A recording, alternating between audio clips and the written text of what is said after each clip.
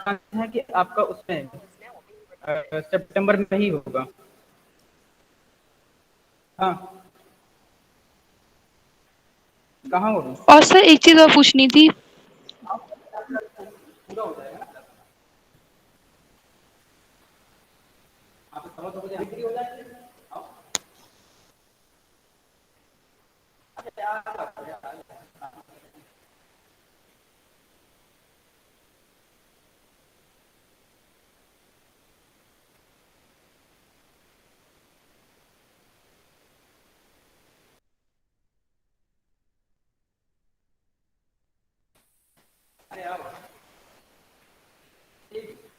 Sir sir ये पूछना था कि जो भी पेपर हो चुके हैं इनका रिजल्ट कब आएगा, हाँ जी,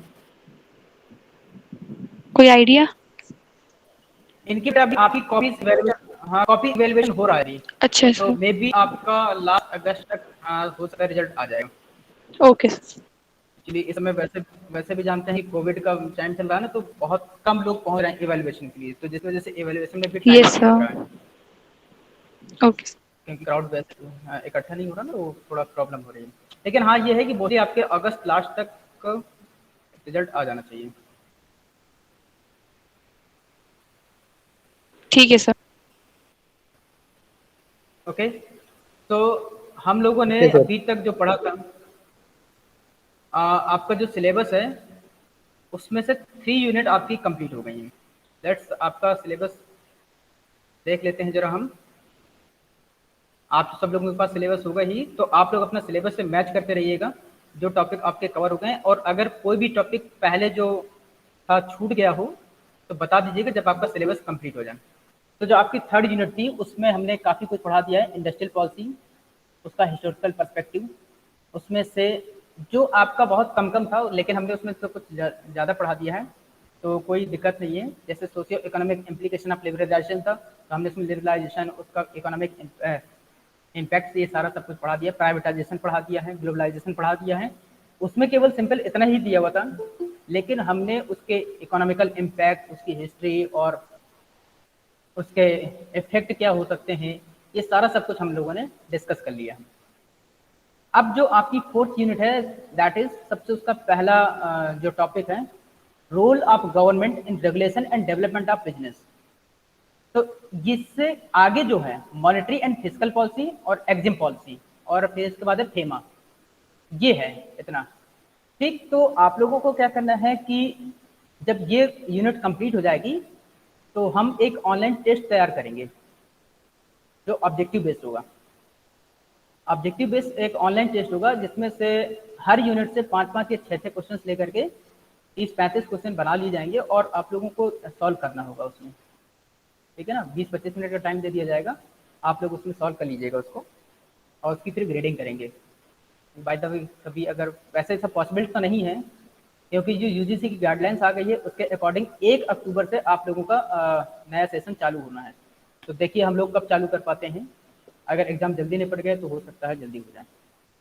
तो let's start. Role of government in business. अब देखिए, जैसा कि आप जानते हैं गवर्नमेंट एक बहुत ही पावरफुल इंस्टीट्यूशन है। इंस्टीट्यूशन का मतलब ये मान लीजिए कि एक अथॉरिटी है। गवर्नमेंट एक ऐसी अथॉरिटी है, किसी भी कंट्री में, किसी भी इकोनॉमी में, हर कंडीशन में वो उसका पावर हमेशा उसी के पास रहती है। गवर्नमेंट एक ऐसी अथॉरिटी है जो हर कंडीशन में पावर उसी के पास रहती है। ठीक, अब अगर देखा जाए तो गवर्नमेंट क्या करती है, अपनी किसी भी कंट्री में बिजनेस को सक्सेस होने के लिए गवर्नमेंट क्या बनाती है, पॉलिसी, रूल्स और regulation. Government create the rules and framework in which business are able to compete against each other। ऐसे रूल्स या रेगुलेशंस बनाती है जिसमें से बिजनेस को बेनिफिट हो, और बिजनेस के साथ साथ जो कस्टमर्स हैं, जो कंज्यूमर्स हैं, उनको बेनिफिट हो। इसका मतलब ये है कि जो गवर्नमेंट रूल या पॉलिसी बनाएगी वो केवल बिजनेस के लिए नहीं होने चाहिए, वो इस तरह से भी होने चाहिए कि उनका सोशल वेलफेयर भी हो।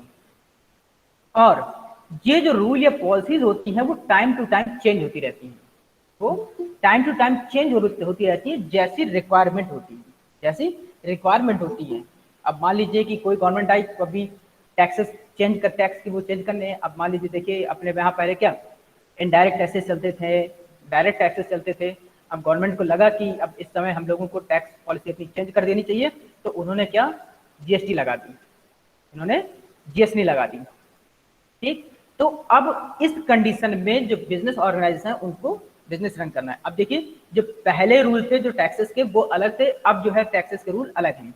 तो पहले का जो बिजनेस एनवायरनमेंट था वो अलग था, अब जो है गवर्नमेंट के लिए बिजनेस ऑर्गेनाइजेशन से उनके लिए आपका एनवायरनमेंट थोड़ा सा अलग हो गया। तो इसका मतलब है कि जितने भी बिजनेस होते हैं वो गवर्नमेंट की रूल से, गवर्नमेंट की पॉलिसी से या गवर्नमेंट की जो भी स्ट्रेटजीज होती हैं उनसे अफेक्टेड होते हैं। गवर्नमेंट की रूल पॉलिसी स्ट्रेटजी जो भी लागू होती हैं तो उससे जितने भी बिजनेस चलते हैं उनको इम्पैक्ट पड़ता ही पड़ता है उनपे। ठीक, तो अब ये इम्पैक्ट कितने तरह के हो सकते हैं और कौन कौन से हैं वो हमें थोड़ा देखना है। ये कौन से हमारे पास रूल्स और पॉलिसीज हैं और गवर्नमेंट इनको क्या करती है। Business are usually profit motivated. Business हमेशा क्या होते हैं, प्रॉफिट मोटिवेटेड होते हैं। क्यों, कोई भी बिजनेस जो होता है, चाहे कोई भी बिजनेस हो, जब आप करते हैं, आप खुद बिजनेस करेंगे तो आपका सबसे पहला पर्पज होगा कि आप प्रॉफिट कमाएं। तो बिजनेस हमेशा प्रॉफिट मोटिवेटेड होते हैं। अब जब आप अगर फाइनेंस मैनेजमेंट पढ़ेंगे तो वहां पर दो अलग चीजें होती हैं, प्रॉफिट और वेल्थ। तो दोनों का क्या मोटिव हो सकता है, दोनों अलग अलग पर्सपेक्टिव में हैं, आगे समझेंगे। Many times in order to gain more profit, the business might neglect issues like environment protection and production of harmful and dangerous products. कभी कभी क्या होता है कि ज्यादा प्रॉफिट कमाने के चक्कर में वो क्या करते हैं, दूसरों को नुकसान पहुंचाते हैं। दूसरों को नुकसान कैसे पहुंचाते हैं, फॉर एग्जाम्पल के तौर पर मान लीजिए कि जो उनका कचरा है, मान लीजिए कि यहाँ पर कानपुर में जो फैक्ट्री है वो ज्यादा प्रॉफिट कमाने के चक्कर में क्या करती हैं, पूरा का पूरा कचरा कहीं भी ऐसे फेंक देती हैं। जबकि गवर्नमेंट की पॉलिसी के अकॉर्डिंग क्या है, पॉलिसी के अकॉर्डिंग ये है कि उनके प्रॉपर वेस्ट मैनेजमेंट होना चाहिए, प्रॉपर वेस्ट मैनेजमेंट होना चाहिए। जो उनका जितना भी वेस्टेज निकलता है वो उसका प्रॉपर यूटिलाइज होना चाहिए, उसको आप कहाँ डिस्पोज करना है वो सारा सब कुछ होना चाहिए। लेकिन वो प्रॉफिट ज्यादा कमाने, क्योंकि अगर वो वेस्ट मैनेजमेंट करेंगे तो उनकी कॉस्ट ज्यादा लगेगी, कॉस्ट ज्यादा लगेगी तो उनकी प्रॉफिट कम हो जाएगी।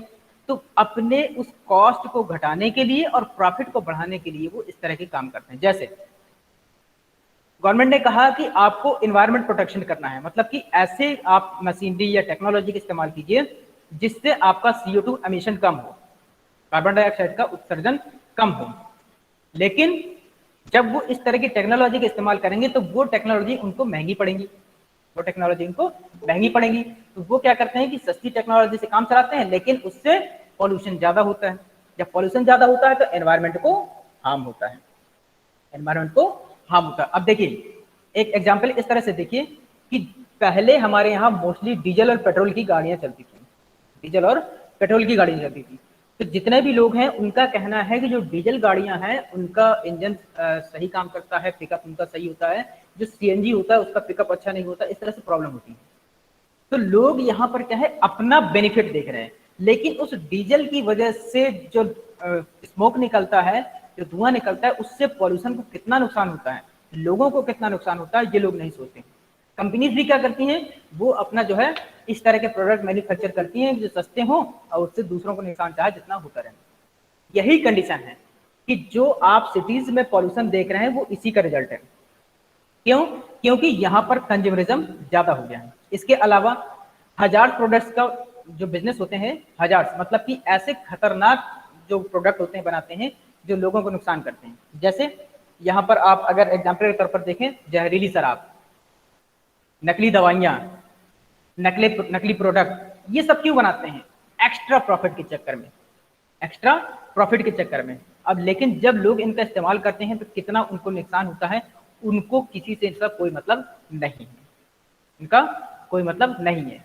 तो इन सबको कंट्रोल करने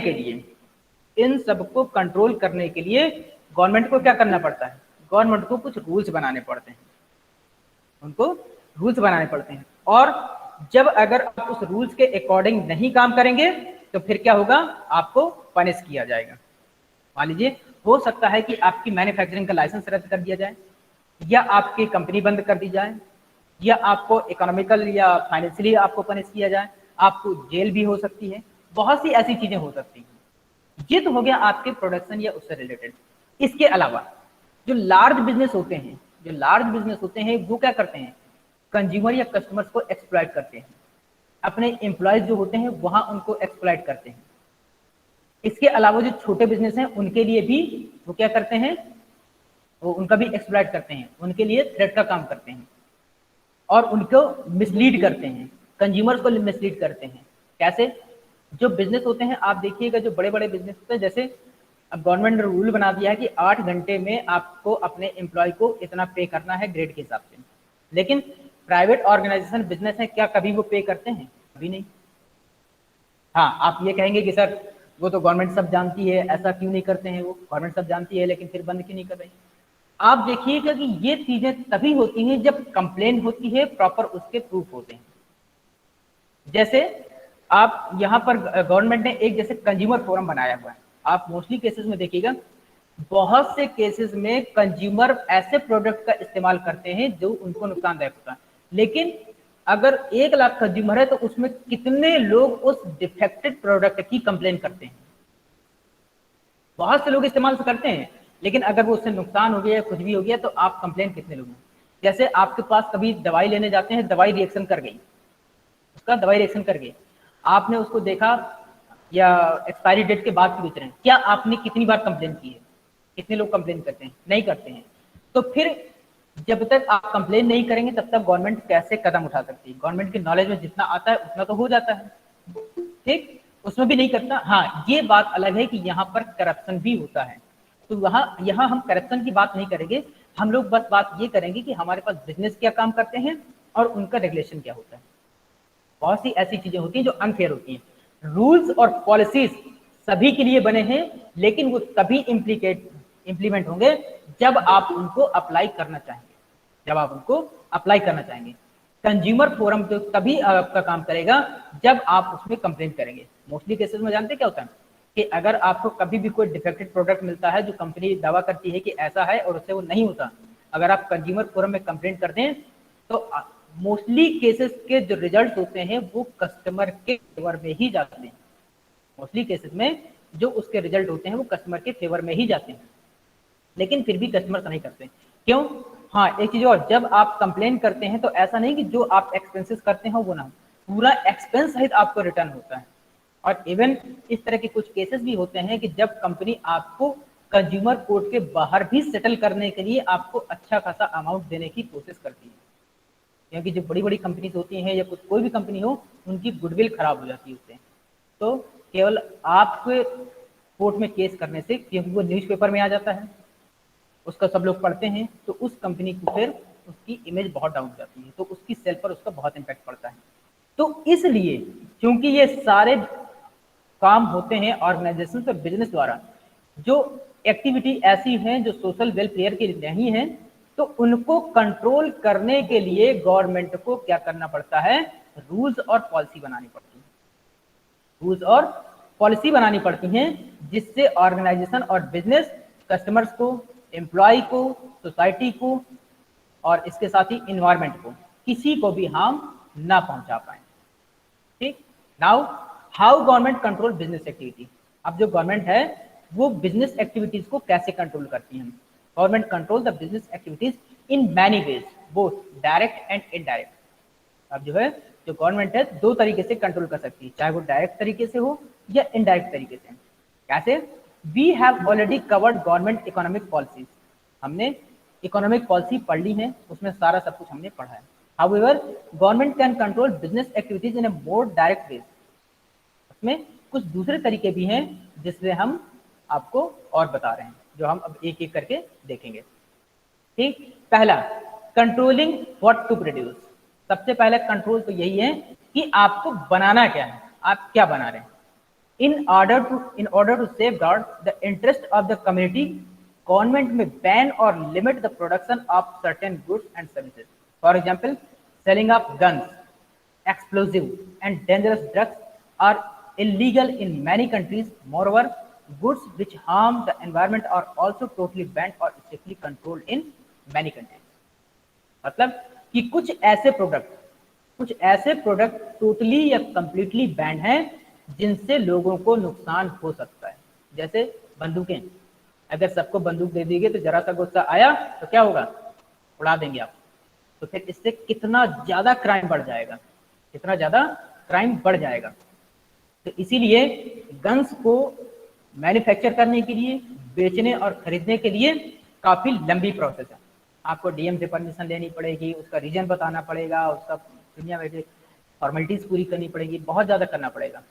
तो आप इसलिए इसकी परचेजिंग या प्रोडक्शन नहीं कर सकते, ठीक, ये इलीगल है। और अगर आप बिना गवर्नमेंट की परमिशन के ये करते भी हैं तो फिर आपको सजा मिलेगी, आपको जेल हो जाएगी और आप जेल में सड़ते रहेंगे, ठीक। नाउ कुछ प्रोडक्ट ऐसे होते हैं जो एनवायरनमेंट को हार्म करते हैं, जो एनवायरनमेंट को हार्म करते हैं, उनको भी टोटली बैन किया गया है, टोटली बैन किया गया है। जैसे आप देखें, जो पहले फ्रिज चलते थे, रेफ्रिजरेटर या कुछ एरोसॉल ऐसे होते थे जिनमें सीएफसी निकलती थी। क्या निकलती थी? सीएफसी, क्लोरोफ्लोरोकार्बन, ये जो बहुत खतरनाक है।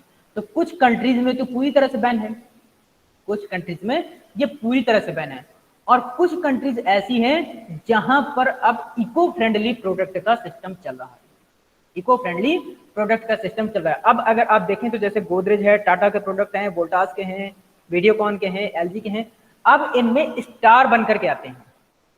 स्टार बन करके आते हैं मतलब ये क्या, स्टार बनने का मतलब ये है कि आप वो इको फ्रेंडली प्रोडक्ट हैं और एनवायरनमेंट को कितना सेव करते हैं।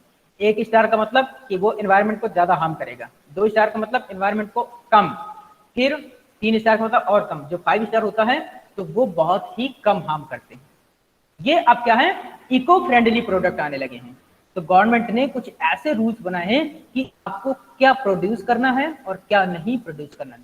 जैसे अभी मैंने नकली शराब का एग्जांपल दिया, अगर आपको अल्कोहल की मैन्युफैक्चरिंग करनी है तो आपको गवर्नमेंट से प्रॉपर परमिशन लेनी पड़ेगी।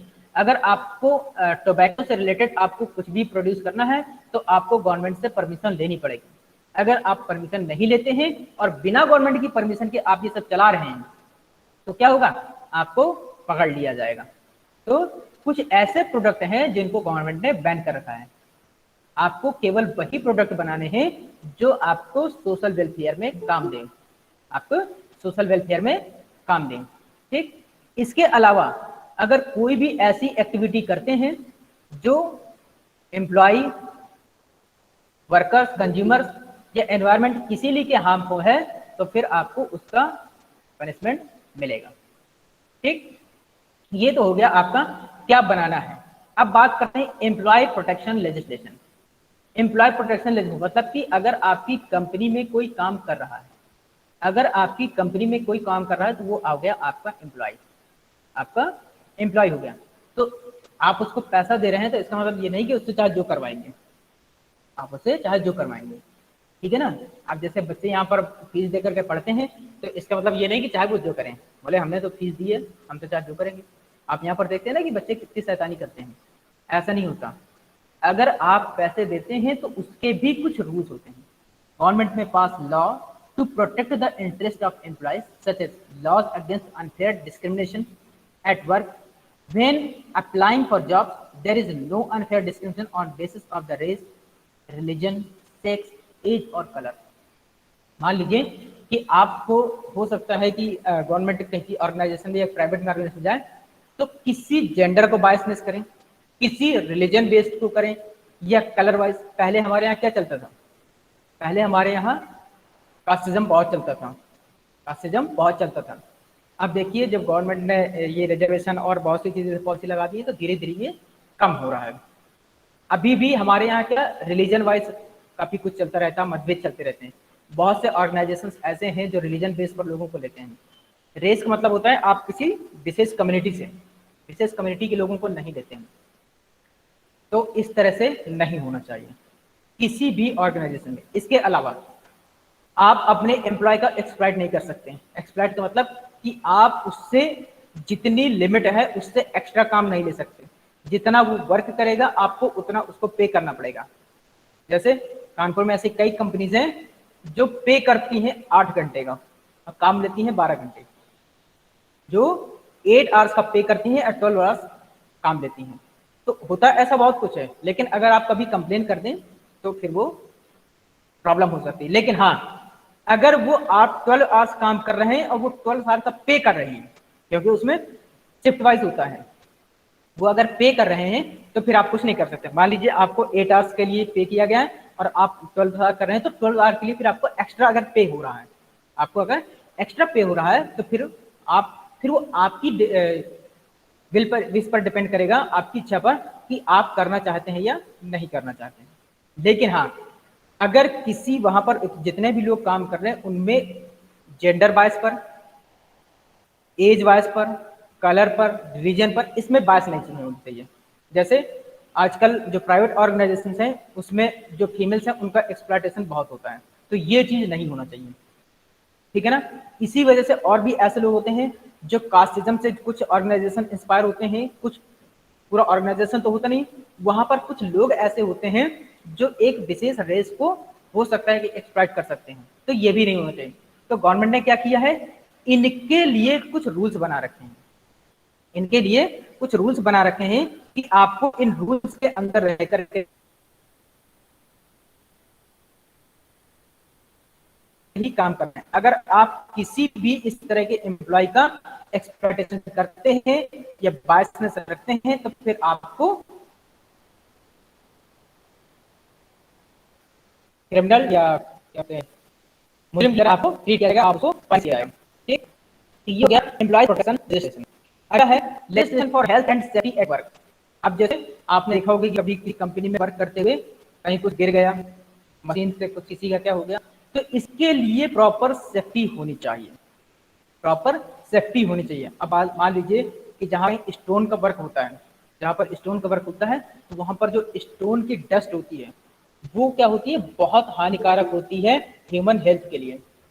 तो उसकी सेफ्टी के लिए या वहां पर जो वर्कर काम करते हैं उनके हेल्थ के लिए क्या काम करना है, आपने क्या सेफ्टी मेजर्स कर रहे हैं। कभी कभी आग लग जाती है तो उसके सेफ्टी मेजर्स आपने क्या किए हैं, ठीक है ना। तो वो सारा सब आपको यहाँ पर देखना पड़ेगा, उसके लिए भी गवर्नमेंट ने रूल बना रहे हैं। जैसे to protect workers from dangerous machinery, workers को जो खतरनाक कुछ मशीनें हैं उनसे बचाने के लिए आपने सेफ्टी मेजर्स क्या रखे हैं। Worker should be provided with proper safety equipments and clothing. अगर जैसे आग वाला कहीं कुछ काम कर रहे हैं तो उनको प्रॉपर फायर प्रूफ जो ड्रेस है, सर पर हेलमेट है, उनको सेफ्टी के जितने भी इक्विपमेंट्स हैं वो आप प्रोवाइड करते हैं या नहीं करते। जैसे आप कभी कोई टनल में काम कर रहे हैं तो टनल में काम करने पर हेलमेट होना चाहिए, आपके पास प्रॉपर ड्रेस होना चाहिए, वहाँ पर सेफ्टी मेजर लगे हैं कि नहीं लगे हैं, निकलने के लिए कोई चांस है कि नहीं, मशीनें लगी हैं कि नहीं लगी, ये सारा सब कुछ आपको वहाँ देना पड़ेगा, क्योंकि वहां पर आपको सेफ्टी मेजर रखने पड़ेंगे। And reasonable workforce temperature is maintain for workers. अब बहुत से लोग भट्टी में काम करते हैं तो वहां के भट्टी का तो उसमें टेम्परेचर ज्यादा ही, बाहर का टेम्परेचर कितना है, आपने अपने वर्कर के लिए टेम्परेचर कितना रखा है। पता चल रहा है कि आप यहाँ बाहर 48 डिग्री की गर्मी पड़ रही है, आपने उसको भट्टी में काम लगा रखा है, ठीक है ना। तो ये भी नहीं होना चाहिए। एक reasonable workforce temperature is maintain for workers, एक रीजनेबल टेम्परेचर होना चाहिए। अब रीजनेबल टेम्परेचर का मतलब ये नहीं उसको एसी में बैठा दो, यहाँ पर इसका मतलब ये है कि अकॉर्डिंग टू जैसी कंडीशन है उसके रीजन के होना चाहिए, ठीक है ना। Proper hygienic condition and washing facilities are provided. Proper hygiene मतलब कि साफ सुथरा रखना चाहिए, कहीं ऐसा तो नहीं गंदगी फैली है जिससे बैक्टीरिया या वायरस हो रहे हैं जिसकी वजह से गंदगी की वजह से लोग बीमार पड़ रहे हैं, ये सब हाइजीन। जैसे आप कोई ऐसा काम कर रहे हैं, प्रॉपर हाथ धोने की सुविधा है कि नहीं है, वहां साबुन रखा है कि नहीं रखा, वहां सैनिटाइजर है कि नहीं है। आपने देखा है इस पैंडेमिक में आप कहीं भी जाइए प्रॉपर हाइजीन का कितना ख्याल रखा जा रहा है। आप खुद इसमें अपना इतना हाइजीन का ख्याल रखते होंगे कि जब बाहर जाते हैं तो हाथ, बाहर वापस आते हैं तो आपको पूरे कपड़े वॉश करना है, हैंड वॉश करना है आपको, ठीक है ना। तो ये सारा कुछ ऑर्गेनाइजेशन जो ऐसे हैं वहां पर मेंटेन रखते हैं। जैसे हॉस्पिटल इंडस्ट्री क्या है, हॉस्पिटल्स में हाइजीन का बहुत ज्यादा ख्याल रखा जाता है, तो वहां पर प्रॉपर सैनिटाइजेशन, प्रॉपर वॉशिंग सारे कपड़ों की और प्रॉपर हाइजीनिक कंडीशंस, ये सारा सब कुछ होना चाहिए। Now workers get adequate breaks between shift, उनको एक प्रॉपर ब्रेक मिलना चाहिए। जैसे जब 8 घंटे की ड्यूटी कर रहे हैं आप तो हर 4 घंटे बाद आपको एक लंच का एक ब्रेक मिलता है, आपको होना चाहिए। 12 घंटे की ड्यूटी कर रहे हैं तो उसमें शाम को आपको इवनिंग का ब्रेक मिलना चाहिए, जो टी वाला ब्रेक होता है, टी ब्रेक मिलना चाहिए, लंच ब्रेक मिलना चाहिए। तो ये सब आपकी प्रॉपर है कि नहीं है। तो गवर्नमेंट इनके लिए भी रूल्स और पॉलिसीज बनाती है। ठीक, अगला है आपका protect employees against unfair dismissal. Unfair dismissal मतलब कि बिना वजह से आपको निकाल दिया जाए, ऑर्गेनाइजेशन में आपको बिना वजह निकाल दिया जाता है। ऐसा तो नहीं कि आपको बिना किसी कारण के निकाल दिया जाए, ऐसा नहीं होना चाहिए। अगर आप कुछ भी, उसमें क्या होता है, इसीलिए जब आजकल कोई भी ऑर्गेनाइजेशन रिक्रूटमेंट या हायरिंग करता है तो उसमें फॉर्म भरवाता है, आपसे बाउंड भरवा लेता है। क्यों? उस गवर्नमेंट की रूल या पॉलिसी से बचने के लिए। रूल या पॉलिसी क्या है कि आप किसी को ऐसे नहीं निकाल सकते, तो वो पहले से निकाल लेते हैं कि हम आपकी इच्छा से ये भरवा रहे हैं कि जब हम चाहेंगे तब निकाल देंगे और आप उसके लिए राजी होंगे, आप उसके लिए राजी होंगे, आपसे ये बॉन्ड भरवा लिया जाता है। तो जब भी आप कभी भी इस तरह की चीज, कोई भी रिक्रूटमेंट का हो या कोई भी पॉलिसी हो, आप उसको प्रॉपर पढ़ लीजिए। ठीक, business cannot dismiss the workers because they have joined a trade union or for being pregnant. There should be proper warning before dismissing a worker, otherwise it will be treated as unfair dismissal. जैसे female के लिए क्या है, जब उनकी pregnancy का time होता है तो उनको लीव लेनी पड़ती है। अब प्रेगनेंसी में उनको काफी ज्यादा वक्त होता है। अब ऐसा तो है नहीं कि ज्यादा वक्त में जब उनको लीव चाहिए होती है तब कंपनी में वहां पर कोई काम नहीं करेगा, काम तो करेगा, लेकिन क्या होता है, उनको ये भी कहा जाता है कि आपका जो प्रेगनेंसी पीरियड है आप उसमें से टाइम लीजिए और उसके बाद जब आप ज्वाइन करेंगी तो आपको ये आपको यहाँ ज्वाइन करना है, इतने दिन आपको मिलते हैं, उसको लिविंग टाइम मिलता है। ऐसा नहीं कि आप उनको प्रेगनेंसी टाइम में तो आप निकाल देंगे, ठीक है ना। जैसे हमारे यहाँ फिर उसके बाद क्या होता है कि प्रेगनेंसी के बाद भी कुछ चीज़ें ऐसी होती हैं, जैसे जो बेबी होता है उसके केयर टेकिंग के लिए आपको नर्चरिंग के लिए कुछ टाइम चाहिए होता है, 2 महीने 3 महीने, जब तक कि वो सब कुछ मेंटेन ना हो जाए। तो साल भर, ये 6 1.5 साल 2 साल जो भी टाइम होता है आप उनको लीव के लिए दे सकते हैं, और जब वो ज्वाइन करेंगी तो प्रॉपर उसी पोजीशन पर उनको ज्वाइन करना होगा। या फिर हो सकता है कि किसी वर्कर ने कोई ट्रेड यूनियन ज्वाइन कर लिया हो तो उसकी वजह से आप निकाल देगा, अरे वो तो ट्रेड यूनियन तो हमारे ऑर्गेनाइजेशन के अगेंस्ट काम करती है इसलिए हम आपको नहीं रखेंगे।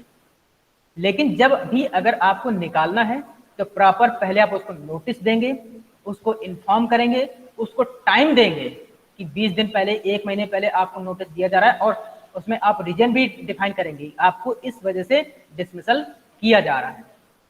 ठीक, तो आपको वो सारी चीजें करनी होंगी। Now ensure fair wages for the employees. Ensure fair wages for the employees.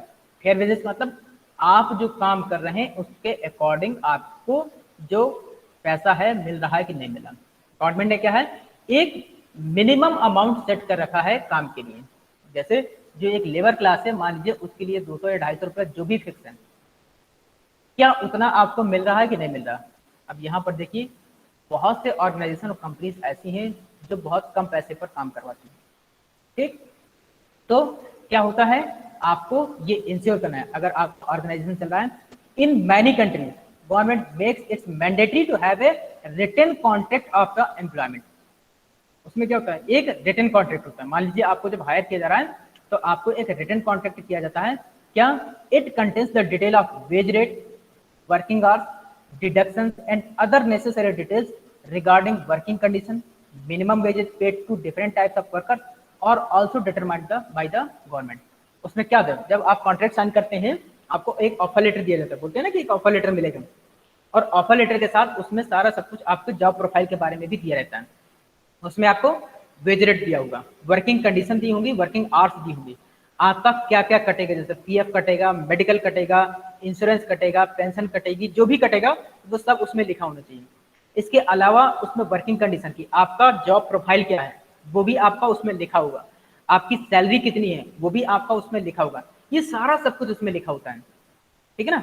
अगर कभी भी कंपनी आपको उससे अलग कुछ देती है, जब आपको साइन करेंगे कॉन्ट्रैक्ट तो उसमें कंपनी के साइन होते हैं, उनके साइन होंगे और आपके साइन होंगे कि आपने उस ऑफर को एक्सेप्ट किया है, इस बेस पर कि आपको हाँ ये सारी चीजें आपको मिल रही है और आप उनको लेकर के सेटिस्फाइड हैं। ठीक, अगर कभी भी आपको उससे अलग होता है तब आप कंप्लेन कर सकते हैं। ठीक। तो ये है ensure fair wages for the employ, कि आपके जो एम्प्लॉय है उनको उनके वर्क के अकॉर्डिंग जो रिन्यूमरेशन है वो मिल रहा है कि नहीं मिल रहा है। अगला है consumer protection legislation. Consumer protection legislation, अब इसमें क्या है, most of the countries have consumer protection laws aimed at making sure that business act fairly towards their consumer. A few examples are weight and measures act. Goods sold should not be underweight. Standard weighing equipment should be used to measure goods. बहुत सी कंपनियों में consumer protection act बने हैं, अपने यहाँ भी बना है कंज्यूमर प्रोटेक्शन एक्ट। उसमें क्या है, अब देखिए जब मार्केट में जाते हैं तो मार्केट में क्या होता है, मार्केट में आप जब वेजिटेबल्स फ्रूट्स लेने जाते हैं ना तो वो पत्थर से तौलते हैं। उनके पास एक पत्थर रखा रहता है और वो क्या जाता है, चलते चलते उसको साल भर हो जाता है। मान लीजिए कि वो ½ kg का स्टोन है और वो उसको कितने 6 महीने से इस्तेमाल कर रहे हैं। जब उन्होंने तौल के रखा था, हो सकता है जब ½ kg का हो, लेकिन तौलते तौलते वो काफी घिस जाता है, और लेकिन फिर भी वो उसी से तौलते रहते हैं, उसी से तौलते रहते हैं। तो क्या है, वो अंडरवेट हो जाता है वो, ठीक है ना।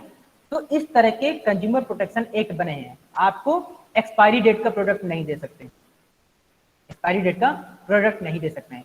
अगर आप कोई वेटिंग वाला प्रोडक्ट ले रहे हैं तो आपके पास प्रॉपर इक्विपमेंट होना चाहिए वेट वाला, हालांकि वेटिंग मशीन होनी चाहिए जिसमें आप प्रॉपर वेट कर सके कि हाँ उसमें ये सही है कि नहीं है, ठीक है ना।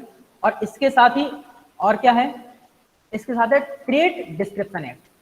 ट्रेड डिस्क्रिप्शन एक्ट क्या होता है, deliberately giving misleading impression about the product in is illegal. मतलब कि मान लीजिए कि आपने कोई प्रोडक्ट लिया और उसमें जो चीज भी लिखी हुई है, जो आपने लिखी हुई है, अगर वो उसके अकॉर्डिंग नहीं, मान लीजिए कि आपका बिस्किट लिखा है, बिस्किट में लिखा है कि इतने इसमें फ्लोर है, इसमें इतना शुगर है, इसमें इतना कलर है, ये है, इस तरह से उसमें खुद दिया हुआ है। जब आपने उसको खोला तो उसमें मिला क्या, आपको मिर्ची, एग्जाम्पल के तौर पर मान लीजिए, तो क्या है, ये आपका इलीगल है। जैसे अभी जो मैगी वाला केस हुआ था तो उसमें क्या था, उन्होंने बताया कि हमारा सेफ है, हेल्थ के लिए सही है, उसमें निकला आर्सेनिक। जब आर्सेनिक निकला तो क्या हुआ, जब लैब में टेस्ट करवाया गया, जैसे दूध वाले देते हैं, बहुत सी कंपनीज जो दूध पे कर देती हैं, तो उसमें क्या करती है, दूध अगर पता चला कि उसमें दूध वाले को क्या, जो साबुन का झाग है ना सोप का, वो मिला देती हैं। या बहुत सी कंपनीज ऐसी हैं जो केमिकल का इस्तेमाल करती हैं। तो हमें इन सब चीजों का मिसलीड नहीं करना चाहिए, हमें मिसलीड नहीं करना चाहिए। प्रोडक्ट में हमें सही इंफॉर्मेशन देनी है और सही प्रोडक्ट देना है। Now consumer credit act, according to this act, consumer should be given a copy of the credit agreement and should be aware of the interest rate, length of loan while taking a loan। अगर जब आप कभी loan ले रहे हैं तो उसमें सारा सब कुछ मेंशन है, उसको क्या बोलते हैं, कंज्यूमर क्रेडिट एक्ट। उसमें क्या होता है, एक कॉपी आपके पास रहेगी और एक कॉपी जो लोन प्रोवाइड करने वाला है वो ले रहा है। जैसे बहुत से फाइनेंशियल इंस्टीट्यूशन हैं जो आपको लोन प्रोवाइड करें, लोन भी आपका एक प्रोडक्ट है या सर्विस आप मान लीजिए, ठीक है, आपको वो एक उसका प्रोडक्ट है, प्रोडक्ट में वो सर्विस के तौर पर काउंट होता है, ठीक।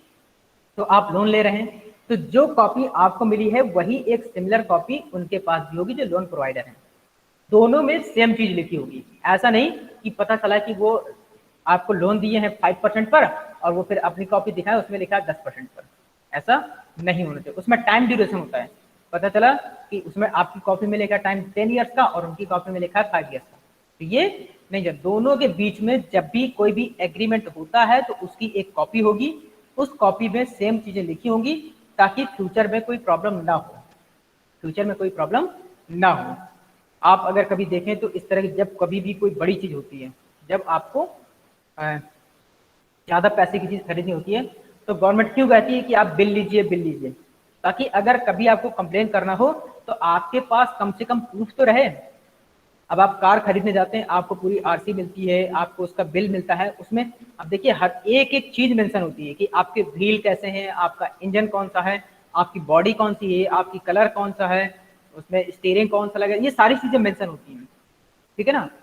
तो इसी वजह से एक एग्रीमेंट हो गया। अब अगर कभी भी आपको प्रॉब्लम होती है, आपके पास वो जो बिल की कॉपी है उसमें से ऐसी कोई भी चीज आपको नहीं मिलती है जो उसमें लिखी है, तो आप कंपनी के उसमें जाएंगे तो वो आपको मिलेगी, अगर नहीं मिलती तो आप फिर कंप्लेन कर सकते हैं।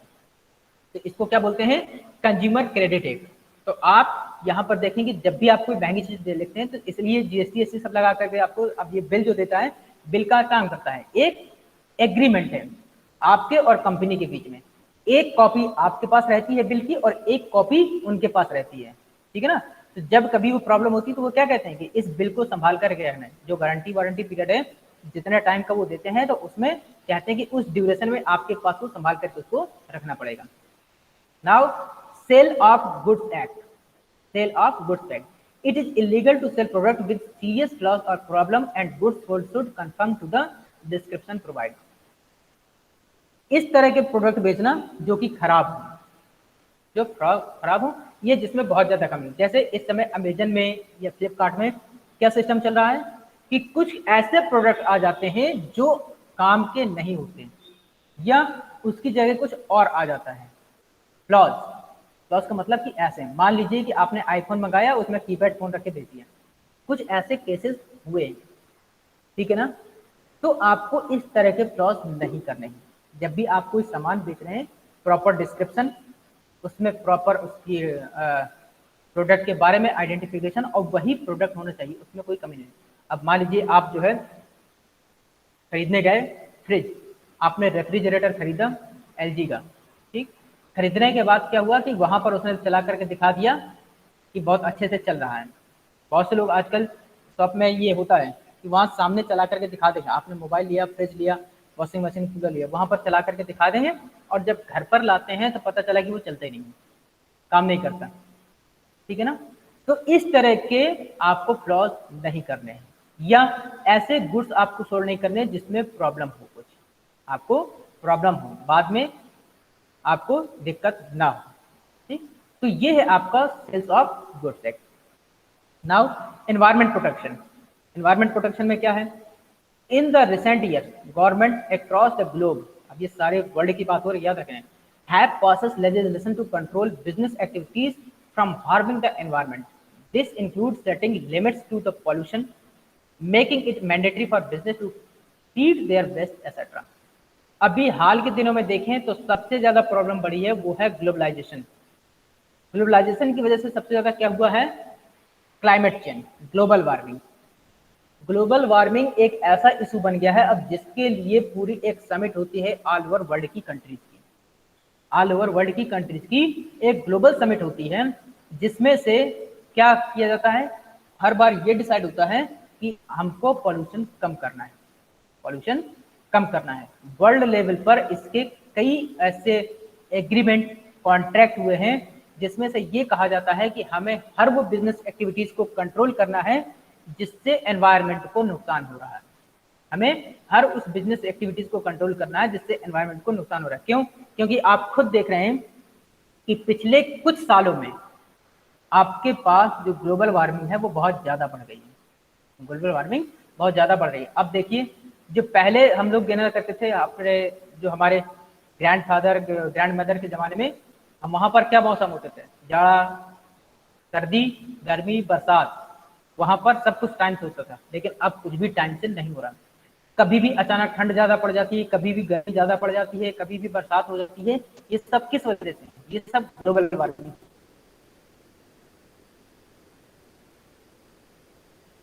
की वजह से, ये सब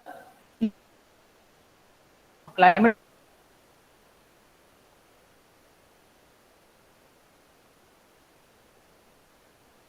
पहले देखिए, आपने अब ऐसी ऐसी बीमारी चल रही है जिनका अभी हमने नाम भी सुना हुआ है। ये कोविड-19 जो पैंडेमिक चल रहा है, क्या हमने पहले कभी इसका नाम सुना था? हमने कभी नाम नहीं सुना। हो सकता है पढ़ा हो किताबों में, लेकिन इतना याद नहीं है। लेकिन अब ये एक ऐसा पैंडेमिक बन के आया है जो हमें सदियों तक याद रहेगा, जो सदियों तक याद रहेगा। उसका कारण क्या है? हम लोग ऐसे प्रोडक्ट बना रहे हैं जो हमारे एनवायरनमेंट को हार्म कर रहे हैं। अब ये बताइए, जो वायरस बनाए जा रहे हैं, ये क्या वायरस बनाने की चीज होती है? ये वायरस क्या बनाने की चीज है? हम लोग एक तो वैसे भी कंज्यूमरिज्म से परेशान है, ग्लोबलाइजेशन से परेशान है, अब जो ऑर्गेनाइजेशन, जो कंपनीज हैं, वो बताइए वायरस भी बना रही हैं। तो हमें क्या करना है? हमें ऐसे प्रोडक्ट बनाना है जो पॉल्यूशन क्रिएट ना करें, जो एनवायरमेंट फेवर हो, इकोनॉमिक फेवरेबल हो, वो क्लाइमेटिक फेवरेबल हो। जैसे अब देखिए, गवर्नमेंट क्या कर रही है, अब जो है रिन्यूएबल एनर्जी, आप जो है सोलर एनर्जी का इस्तेमाल कीजिए, विंड एनर्जी का इस्तेमाल कीजिए, आप जो है बायोगैस का इस्तेमाल कीजिए। इस तरह के अब गवर्नमेंट ने क्या किया है, जो आपके घरों से कचरा उठाया जाता है उसका वेस्ट मैनेजमेंट होता है, उससे क्या होता है बिजली बनाई जाती है, उसका यूटिलाइजेशन किया जा रहा है ताकि हमारा जो क्लाइमेट है वो कंट्रोल में रहे। अगर यही चीज़ हम शुरू से करते तो हम अभी इतनी प्रॉब्लम ना होती। यही रीज़न है कि देखिए जंगल काटे जा रहे हैं, जितने भी वाइल्ड एनिमल्स हैं उनके नंबर कम हो रहे हैं। ये सब क्यों हो रहा है? क्योंकि बिजनेस ऑर्गेनाइजेशन इसका इस्तेमाल कर रहे हैं अपने प्रॉफिट के लिए। ठीक, तो हमें एनवायरनमेंट के प्रोटेक्शन को भी ध्यान रखना है। Now location decision, government often influences location of business growth. जो पॉलिसीज बनती है, आप ऐसा नहीं कि कहीं भी अपना बिजनेस स्टार्ट कर लें, आपके लिए लोकेशन डिसाइड। मान लीजिए आपको केमिकल फैक्ट्री डालनी है, तो केमिकल फैक्ट्री का मतलब ये नहीं कि किसी खेत में या किसी सिटी के बीचों बीच डाल लेंगे। क्यों? क्योंकि उससे आपके हार्मफुल केमिकल जो लोग पीपुल हैं उनको नुकसान पहुंचा सकते हैं। तो planning controls evolve restricting the business activities that can be undertaken in certain areas. कुछ एरियाज में ऐसे बिजनेस होते हैं जिनको आपको कंट्रोल करना होता है। Provide regional assistance to business which involves encouraging them to locate in underdeveloped regions of the country। अब जैसे कुछ कंट्रीज ऐसी हैं जहाँ पर आपको डेवलप ज़्यादा नहीं हुआ है, वहाँ के लोग अभी भी पिछड़े हैं, तो गवर्नमेंट क्या करती है वहाँ बिजनेस कुछ ऐसे कारपोरेट डाल देती है जिससे वहाँ के लोगों को एम्प्लॉयमेंट हो, लोगों को बेनिफिट्स हो। इस तरह से भी कर सकते हैं। कुछ ऐसे लोकेशन बिजनेस वालों को ये भी चाहिए कि वहाँ के लोगों को हार्म ना हो, वहाँ के लोगों का वेलफेयर हो, वहाँ सोशल वेलफेयर आप कर सकें। ठीक, या कहीं भी बिजनेस अगर आप कर रहे हैं तो वो किसके कंट्रोल में है, गवर्नमेंट कंट्रोल उसमें होना चाहिए नहीं होना चाहिए, ये सारा सब कुछ हम देखते हैं। ठीक, तो ये हो गया आपका जो रूल्स और पॉलिसी थी जिससे रिलेटेड जो हमारी गवर्नमेंट बनाती है। तो आज की क्लास के लिए बस इतना ही। कल हम लोग पढ़ेंगे क्या, गवर्नमेंट के रोल बिजनेस को सेव करने में, the role of Indian government in saving business environment, इसके बारे में पढ़ेंगे। ठीक, अब अगर यहाँ तक किसी की कोई क्वेरी हो तो पूछ सकता है।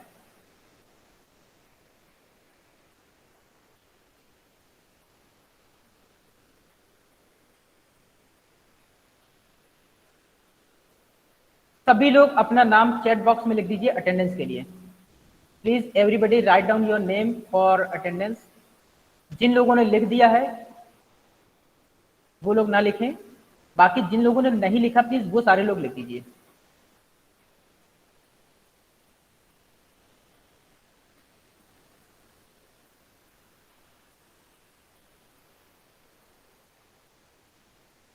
जिन लोगों ने अपना नाम नहीं लिखा प्लीज अपना नाम लिख लीजिए।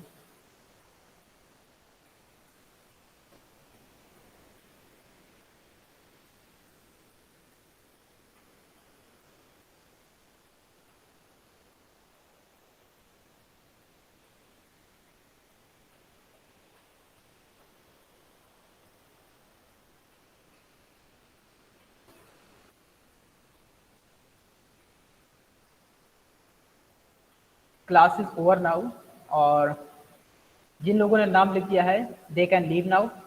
अगर किसी की कोई क्वेरी हो तो पूछ सकता है, और जिन लोगों ने नाम नहीं लिखा वो नाम लिख दीजिए।